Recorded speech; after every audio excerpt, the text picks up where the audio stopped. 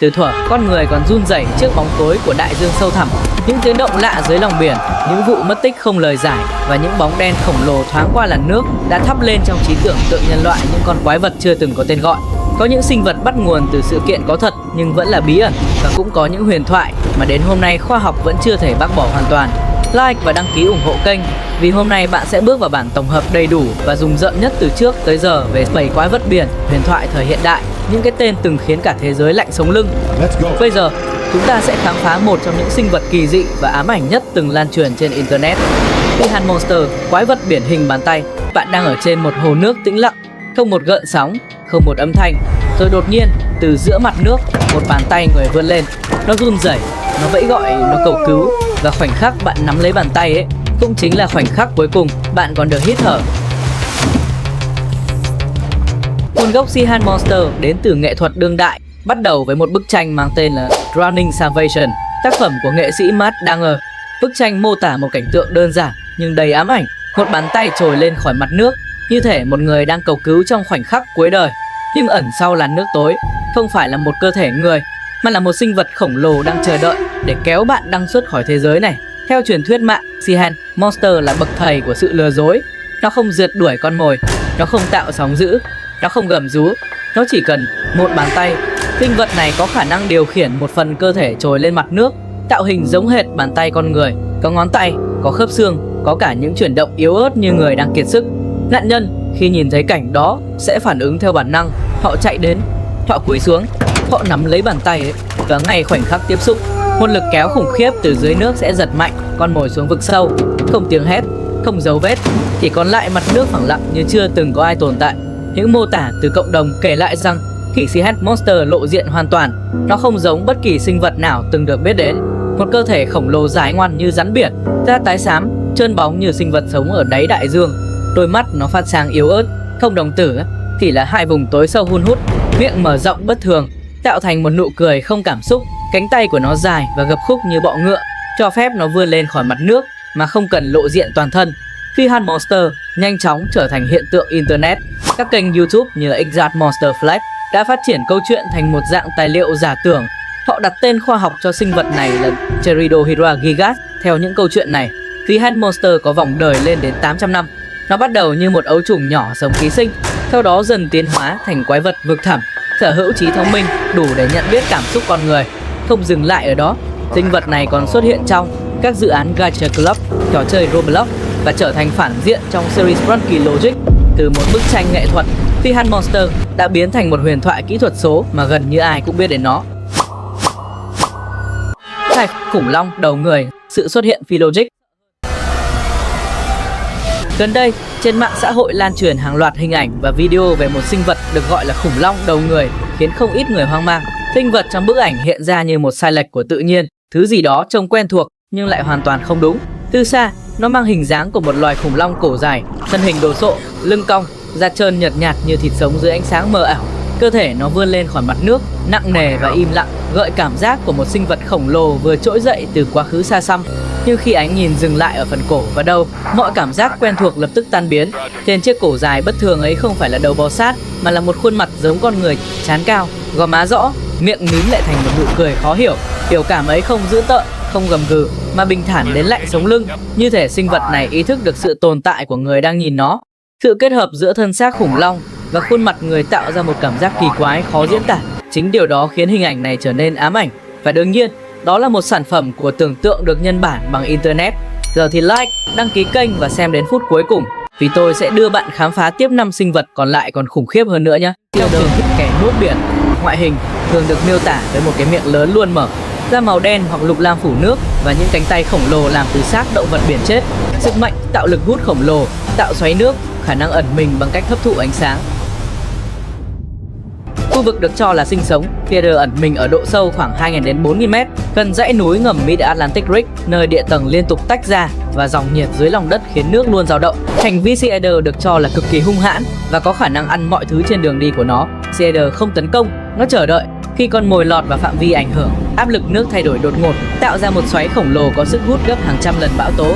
Toàn bộ tàu cá có thể bị kéo xuống chỉ trong vài giây và sonar ghi nhận âm thanh giống như tiếng gió rít dưới nước. Một màn im bặt. Nếu The Loop sử dụng âm thanh để tấn công, thì Sea Eater sử dụng sức hút của chính biển cả.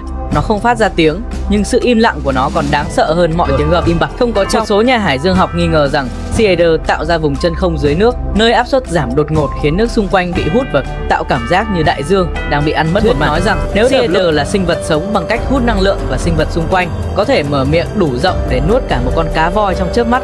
Có nhà nghiên cứu nói rằng Sea Eater hấp thụ năng lượng từ chuyển động thủy triều nên ăn không chỉ cá hay tàu mà cả nhiệt lượng và âm thanh của đại dương. Sea Eater là cơn đói không bao giờ kết thúc. Nó không gầm, không giống, không xuất hiện, chỉ nuốt và để lại sự im lặng tuyệt đối. Không có trong bất kỳ thần thoại nào, không được nhắc đến trong bất cứ tôn giáo cổ đại nào. Sea Eater là bí ẩn tuyệt đối. Một sinh vật chỉ được biết qua âm vang sonar méo mó từ đáy Mariana, một cái gì đó với miệng đủ lớn để nuốt cả hẻm núi đại dương chỉ trong một hơi thở. Không ai biết nó có mắt, có não hay có ý thức, chỉ biết rằng mọi thứ tiến gần nó đều biến mất khỏi bản đồ thế giới. Thậm chí Cthulhu, kẻ khiến người nhìn phát điên, cũng không thể xóa sạch một vật thể vật lý khỏi đại dương như vậy. Hay có những vùng nước bỗng xoáy tròn, tàu, cá lưới, tất cả bị hút xuống đáy mà không để lại bọt khí. Người ta gọi hiện tượng ấy là Sea Eater, kẻ ăn biển. Julia. Âm thanh Julia là một ví dụ về hiện tượng địa chấn băng tự nhiên. Tuy nhiên, về sau, một số chuyên gia nhận định âm thanh bí ẩn trên là của một con quái vật ở dưới đáy biển sâu chưa được biết đến. Cho đến nay, khoa học vẫn chưa thể giải thích được nguồn gốc bí ẩn về âm thanh kỳ bí mang tên Julia. Nam Cực đang tan chảy nhanh hơn bao giờ hết. Nếu giả thuyết đúng, lớp băng giam giữ Julia suốt hàng triệu năm có thể sắp vỡ ra. Và nếu Julia thực sự tồn tại, liệu loài người có sẵn sàng đối mặt với một sinh vật cổ đại từng làm rung chuyển đại dương? Âm thanh Julia chỉ vang lên một lần, nhưng có lẽ nó chưa bao giờ im lặng. Cũng chính từ đó mà hình ảnh sinh vật Julia Bed Monster ra đời. Truyền thuyết về Julia, quái vật bị phong ấn dưới lớp băng Nam Cực, bắt đầu lan truyền mạnh mẽ trên toàn cầu. Julia có thể là một sinh vật khổng lồ bị mắc kẹt dưới lớp băng từ thời tiền sử, tồn tại song song với The Bloop ở Thái Bình Dương và Sea Eater ở rãnh Mariana. Ngoại hình bóng ma dưới băng. Theo mô tả từ các bản dựng giả thuyết của cộng đồng khoa học ngầm, Julia có cấu trúc giống một loài cephalopod mực khổng lồ, kiểu dài từ 250 đến 300 mét. Toàn thân phủ lớp da trắng đục, gầy mờ như băng tuyết, phản chiếu ánh sáng xanh lục dưới biển. Mỗi xúc tu dài hàng chục mét, có thể phát sáng nhẹ như đom đóm, giúp săn mồi trong bóng tối tuyệt đối. Mắt của nó được cho là to bằng cửa sổ tàu ngầm, với con người dọc như rắn biển. Một giả thuyết rợn người cho rằng Julia không kêu mà đang gào thét trong cơn hấp hối khi lớp băng cổ đại đóng lại, giam nó vĩnh viễn dưới đáy Nam Cực. Thức mạnh, sóng âm hủy diệt. Âm thanh Julia mạnh đến mức lan truyền hơn 5.000 km qua mặt đại dương. Nếu thực sự phát ra từ sinh vật sống, đó là sóng âm có sức công phá ngang với vụ nổ TNT cỡ nhỏ. Cấu trúc âm thanh của Julia chứa dao động tần thấp, loại âm thanh mà con người không nghe được, nhưng có thể khiến cơ thể run rẩy, tim đập loạn, thậm chí gây ảo giác. Một số nhà nghiên cứu cho rằng Julia có thể giao tiếp, săn mồi hoặc làm tê liệt con mồi bằng sóng âm, tương tự The Bloop nhưng tinh vi và mạnh mẽ hơn nhiều. SCP-3000, thực thể ăn ký ức, con rắn của hư vô và bí mật không thể thiếu của SCP Foundation. Cái tên Anantashesa không phải ngẫu nhiên. Trong thần thoại Ấn Độ, Anantashesa là vua của loài rắn, thực thể tồn tại ngay cả khi vũ trụ kết thúc, kẻ nâng đỡ cả thế giới trên thân mình. Trong hồ sơ SCP, tiến sĩ Venkat Krishnamurthy là người đầu tiên tin rằng SCP-3000 chỉ là một sinh vật sinh học mà là một thực thể thần thánh cổ xưa, có khả năng phân rã ý thức con người thành sự trống rỗng vô hạn. Ít lâu sau khi đưa ra giả thuyết này, ông tự sát, chỉ còn lại những ghi chú dở dang về ý thức hư vô và sự cần thiết của việc quên. Châu dưới vịnh Bengal, SCP Foundation đã phát hiện ra một thực thể không giống bất kỳ sinh vật nào từng được ghi nhận. Nó được định danh là SCP-3000. Hình dạng nó giống một con cá lịch Java khổng lồ, thân dài, trơn nhẵn, chuyển động như một dải bóng tối sống. Nhưng kích thước của nó thì vượt xa mọi logic sinh học. Chiều dài ước tính 600 đến 900 km. Để dễ hình dung, nó dài hơn cả Việt Nam. Một phần thân có thể nằm ở đáy biển, trong khi phần còn lại chưa ai biết ở đâu. Nó không nằm gọn trong một khu vực, nó trải dài theo dốc ngầm sông hàng Ganges Fen. SCP-3000 không ăn thịt, nó ăn bạn. Điều khiến SCP-3000 trở nên đặc biệt không nằm ở kích thước, mà nằm ở thứ nó tiêu thụ. Hầu hết sinh vật ăn ở thịt, năng lượng hoặc sinh khối, còn SCP-3000 ăn nhận thức. Bất kỳ ai ở gần SCP-3000 đều bắt đầu gặp các triệu chứng rất lạ: đau đầu, chóng mặt, hoang tưởng, mất trí nhớ ngắn hạn rồi dài hạn, không nhận ra đồng đội, không nhận ra chính mình. Một số nhân sự báo cáo rằng tôi nhớ mình có một cuộc đời nhưng không nhớ nó là của ai. Đây không còn là mất trí nhớ thông thường, đây là sự phân rã của bản ngã. SCP-3000 được xếp vào nhóm mối nguy nhận thức độc Cognitohazard, tức là chỉ cần biết đến, nhìn thấy hoặc cảm nhận là đã có thể gây hại. Khi SCP-3000 tiêu thụ con mồi, thường là nhân sự cấp D, chấm da của nó tiết ra một chất lỏng màu xám đen đặc quánh. Hợp chất này được gọi là Y909. và đây là lúc SCP-3000 còn đơn thuần là quái vật. Y909 chính là nguyên liệu cốt lõi để SCP Foundation sản xuất thuốc lú Amnestic. Nếu so sánh, Amnestic giống như nút delete trong não người, còn Y909 là phiên bản hoàn hảo nhất của nút đó. Nhờ Y909, Foundation có thể xóa ký ức về tai nạn dị thể, thực thể kinh hoàng, sự thật có thể khiến xã hội sụp đổ. Nói cách khác, SCP-3000 là lý do thế giới vẫn còn bình thường. SCP-3000 là Thaumian. Nó được xếp vào phân loại Thaumian một cấp cực hiếm, chỉ dành cho các SCP được dùng để kiểm soát những SCP khác. Hầu hết SCP đều được phân loại để bị nhốt, bị cô lập, bị tiêu diệt nếu cần. Nhưng SCP-3000 thì khác. Hiểu đơn giản, SCP-3000 là vũ khí chiến lược, là công cụ để che giấu sự thật, là thứ mà Foundation không thể mất. Nếu SCP-3000 biến mất, hàng trăm SCP khác sẽ không còn cách quản thúc hiệu quả. Thế giới sẽ buộc phải biết những điều không nên biết.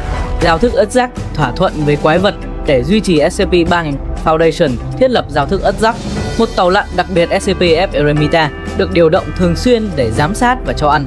Không phải thức ăn thông thường mà là thực thể.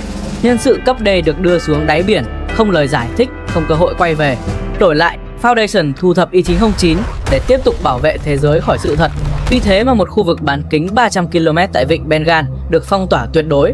Không tàu cát, không thám hiểm, không câu hỏi. Tính đến năm 2026, mọi dữ liệu đều xác nhận SCP-3000 là không thể thay thế. Nhưng câu hỏi đạo đức vẫn còn đó, có đúng không? Khi hy sinh con người để giữ cho thế giới yên ổn, SCP Foundation đang bảo vệ nhân loại hay chỉ bảo vệ sự dối trá cần thiết? Không ai có câu trả lời. The Bloop.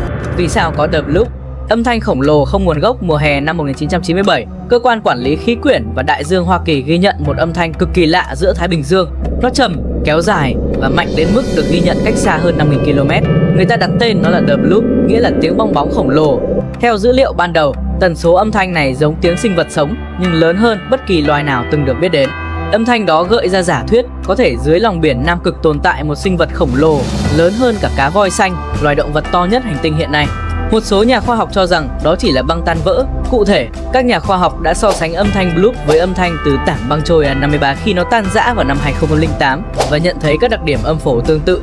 Tiếng nứt gãy của băng có thể tạo ra âm thanh cực lớn và truyền đi rất xa trong môi trường nước, nhưng cộng đồng mạng và những người yêu sinh vật học lại không tin như vậy. Nguồn gốc của bloop đã từng gây ra nhiều suy đoán, từ các sinh vật biển khổng lồ chưa được biết đến cho đến các hoạt động quân sự bí mật. Hay với họ, The Bloop là quái vật Cthulhu trong truyền thuyết. Đó là một con quái vật khổng lồ đầy xúc tu phát ra tiếng kêu bí ẩn.